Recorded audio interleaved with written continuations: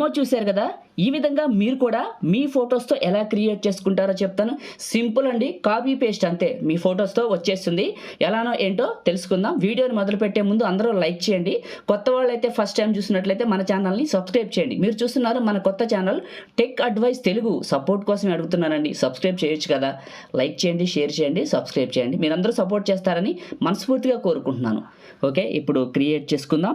So దానికోసం ముందు description all material link పైన క్లిక్ చేసి బ్యాక్గ్రౌండ్ వీడియోస్ని 2 ఎలైట్ మోషన్ ప్రీసెట్ని యాడ్ చేసుకోండి.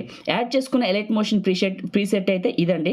ఫస్ట్ ఆఫ్ ఆల్ ఇక్కడ బ్యాక్గ్రౌండ్ వీడియో ఉందా, దీనిపైన ట్యాప్ చేసి కలర్ ఫిల్ పైన క్లిక్ చేసి ఈ నెంబర్ పైన క్లిక్ చేయండి. మీ గ్యాలరీ ఓపెన్ అవుతుంది. పైన ఆల్ పైన ట్యాప్ చేసేసి మీరు డౌన్లోడ్ చేసుకున్న బ్యాక్గ్రౌండ్ వీడియోని ఇక్కడికి సెలెక్ట్ చేసుకోండి. బ్యాక్గ్రౌండ్ వీడియో నేను యాడ్ చేసుకుంటాను. పైన ప్లస్ పైన క్లిక్ చేశాను. ఇక్కడికి బ్యాక్గ్రౌండ్ వీడియో యాడ్ అయింది. యాడ్ అయిన తర్వాత ఇక్కడ గ్రీన్ వీడియో అని ఉంది, ఇది క్లిక్ చేసి కలర్ ఫిల్ ఈ నెంబర్ పైన క్లిక్ చేయండి. మళ్ళీ మీ గ్యాలరీ ఓపెన్ అవుతుంది. ఏ ఫోల్డర్లో ఉంది అక్కడికి వెళ్ళి దాన్ని టచ్ చేసి పైన ప్లస్ పైన టచ్ చేయండి.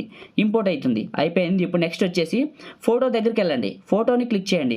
కలర్ ఫిల్ క్లిక్ చేయండి. ఫోటో నెంబర్ పైన ట్యాప్ చేయండి.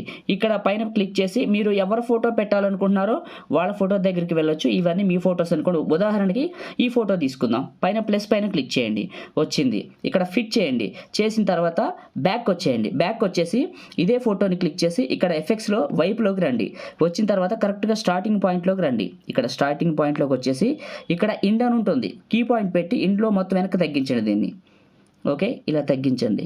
తగ్గించి కొంచెం ముందుకు వెళ్ళండి. ఇట్లా ఒక ఎంఐ మళ్ళీ పొయ్యి వస్తుంది. ఇట్లా వచ్చిన తర్వాత ఇక్కడికి పెట్టి ప్లస్ చేసి మళ్ళీ దీన్ని వెనక్కి లాగండి. ఇలా ఫోటో డ్రా అవుతున్నట్టు లాగండి. లాగిన తర్వాత ఇదే ఫోటోని క్లిక్ చేసి మూవ్ అండ్ ట్రాన్స్ఫార్మ్లో కొంచెం పెద్దగా చేయండి. ఈ ఫోటోని క్లిక్ చేశాను. మూవ్ అండ్ ట్రాన్స్ఫార్మ్లో కొంచెం పెద్దగా చేయండి. చేసి మిడిల్లోకి అడ్జస్ట్మెంట్ చేసుకోండి. చేసుకున్న తర్వాత ఇప్పుడు ఏం చేస్తారంటే మీరు ఫస్ట్కి రండి. ఒకసారి ప్లే చేయండి. అంటే ఫోటో ఎలా వస్తుంది, డ్రా అయిందా లేదా అని చెకింగ్ కోసం చెప్తున్నాను. సో మీకు ఇక్కడ కనపడుతూనే ఉంటుంది.